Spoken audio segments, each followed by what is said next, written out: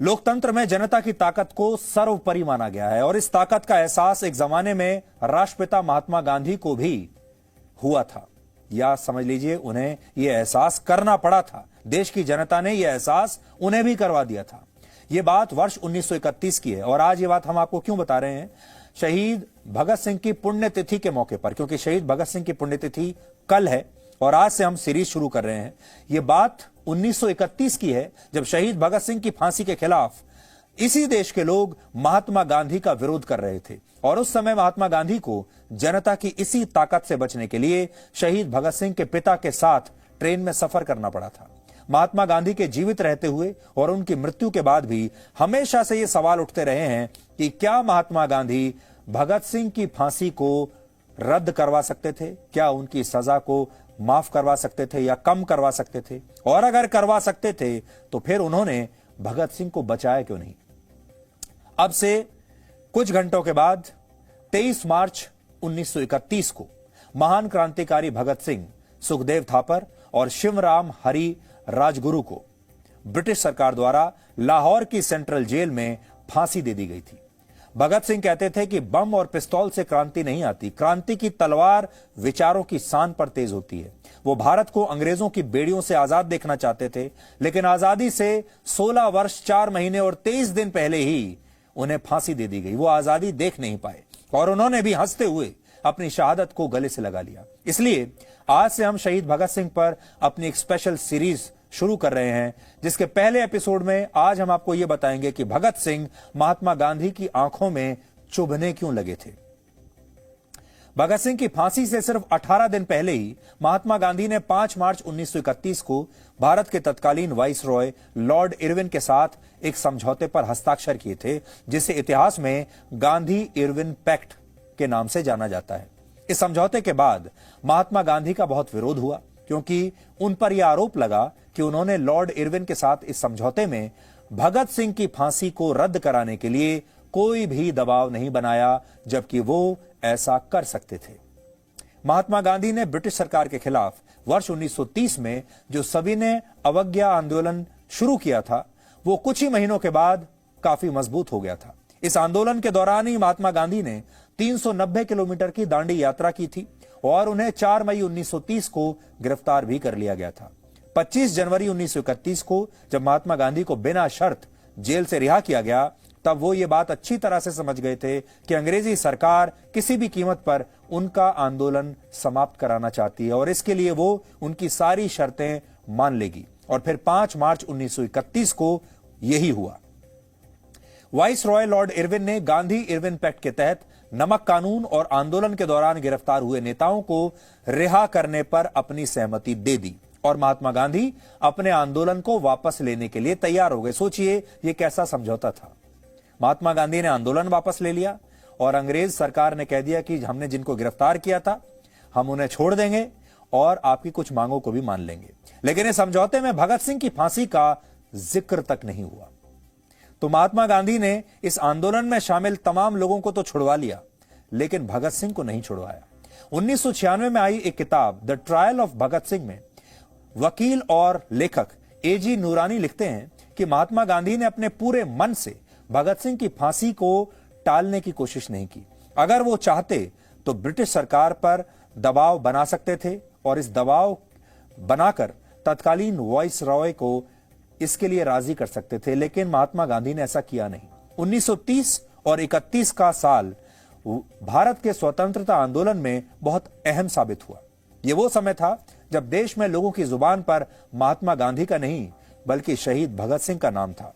लोगों को ऐसा लगने लगा था कि महात्मा गांधी देश को अंग्रेजों से आजाद तो कराना चाहते हैं, लेकिन इसके लिए वो अंग्रेजों के दुश्मन भी नहीं बनना चाहते, वो अंग्रेजों के बुरे नहीं बनना चाहते, वो अंग्रेजों की दुश्मनी झेल नहीं पाएंगे, बर्दाश्त नहीं कर पाएंगे। जबकि भगत सिंह का मकसद बिल्कुल स्पष्ट था। वो अंग्रेजों को किसी भी कीमत पर भारत से भगाना चाहते थे और बड़ी संख्या में लोगों का प्यार और समर्थन उस समय भगत सिंह को मिल रहा था। 23 मार्च को जब लाहौर सेंट्रल जेल में भगत सिंह को फांसी की सजा दी गई, तब इससे कुछ ही घंटे पहले महात्मा गांधी ने लॉर्ड इरविन को एक चिट्ठी लिखी थी, जो आज मैं अपने साथ लाया हूं। इसमें उन्होंने लिखा था कि ब्रिटिश सरकार को फांसी की सजा को कम सजा में बदलने पर विचार करना चाहिए, यानी फांसी की सजा को कम कर दिया जाए।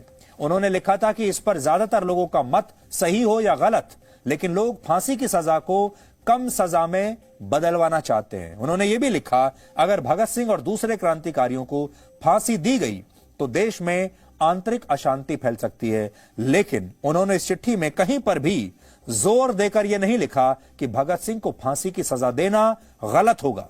उन्हें बस इस बात का डर था कि लोग इसके खिलाफ हैं और अगर यह फांसी दी गई तो हिंसा का माहौल बन सकता है, हिंसा फैल सकती है, दंगे हो सकते हैं।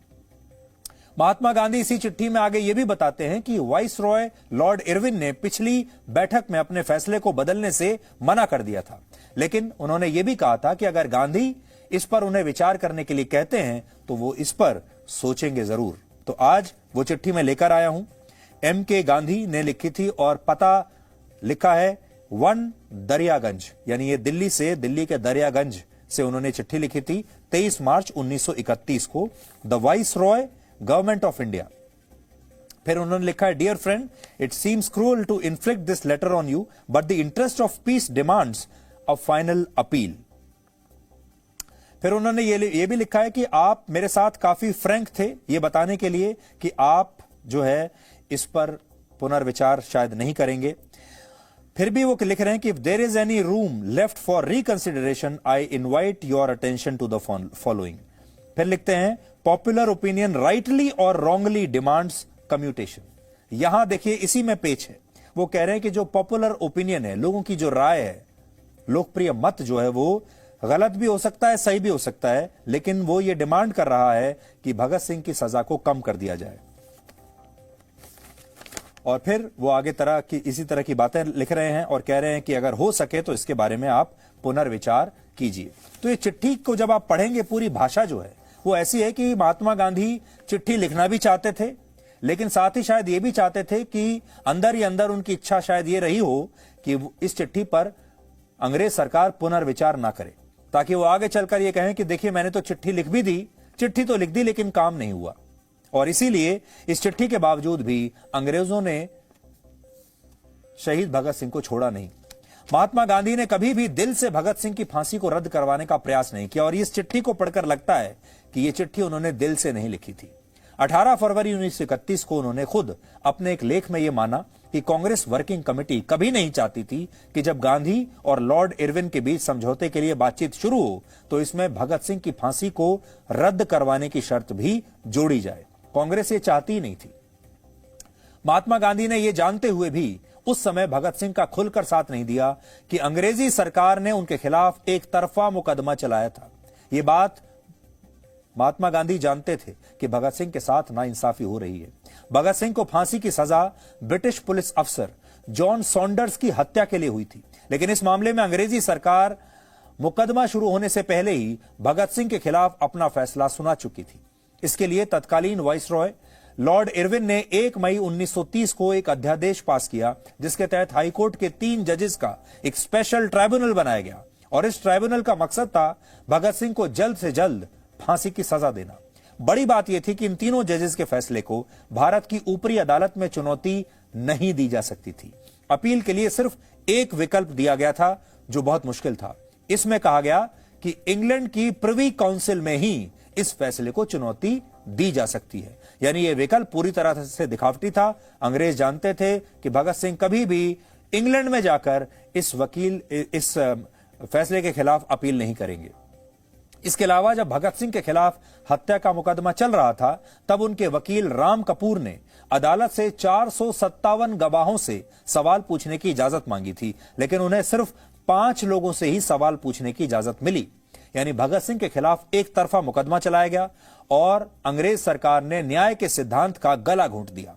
और इसी तरह 7 अक्टूबर 1930 को भगत सिंह, राजगुरु और सुखदेव को फांसी की सजा सुना दी गई। लेकिन इससे भी ज्यादा हैरानी की बात यह है कि महात्मा गांधी ये सब बातें अच्छी तरह से जानते थे। उन्हें पता था अंग्रेज सरकार भगत सिंह को मौत की सजा देने के लिए बेकरार है, लेकिन इसके बावजूद उन्होंने कभी भी भगत सिंह की फांसी रद्द करवाने के लिए ना तो कोई आंदोलन किया, ना कोई भूख हड़ताल की, जबकि वो ऐसा कर सकते थे। और यह बात उस समय भारत के लोगों को बहुत चुभ गई थी। और यही वजह है कि इस फांसी के 3 दिन के बाद, याद रखिए, इस फांसी के 3 दिन के बाद जब 26 मार्च 1931 को कराची में कांग्रेस का अधिवेशन शुरू हुआ, उस समय महात्मा गांधी के फैसले से नाराज लोगों ने उन्हें काले झंडे दिखाने शुरू कर दिए थे। और ऐसा माना जाता है कि महात्मा गांधी इस विरोध से बचने के लिए ट्रेन में अपने साथ भगत सिंह के पिता को बैठाकर ले गए थे।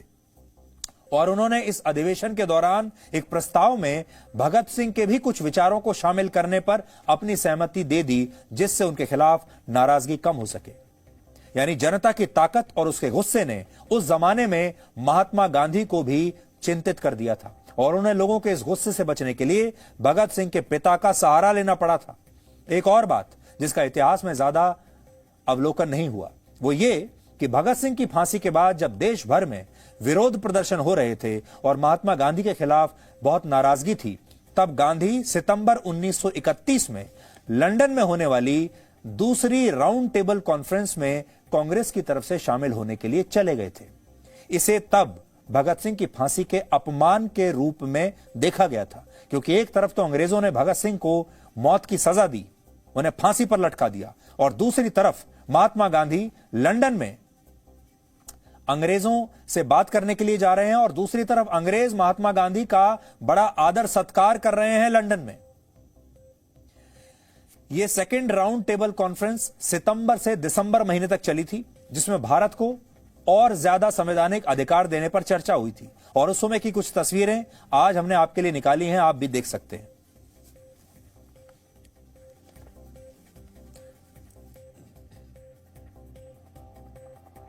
ये वो जमाना था जब महात्मा गांधी अपने आप को एक ग्लोबल लीडर की तरह स्थापित कर रहे थे। जब वो लंदन गए, दुनिया भर के अखबारों ने, दुनिया भर के मीडिया ने उनकी कवरेज की, बड़े बड़े अखबारों में उनकी तस्वीरें छपी और महात्मा गांधी को ये सब बड़ा अच्छा लग रहा था। अंग्रेजों ने एक बहुत बड़े नेता के तौर पर उनका खूब आदर सत्कार किया।